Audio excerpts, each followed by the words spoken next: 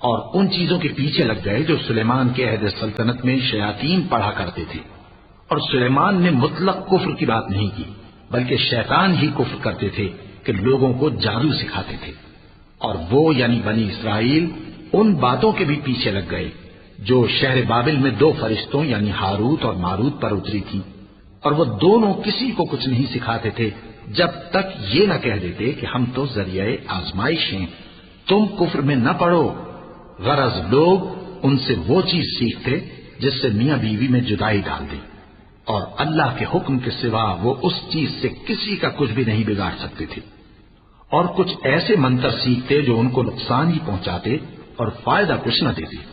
और वो जानते थे कि जो शख्स ऐसी चीजों यानी सहर और मंत्र वगैरह का खरीदार होगा उसका आखिरत में कुछ हिस्सा नहीं।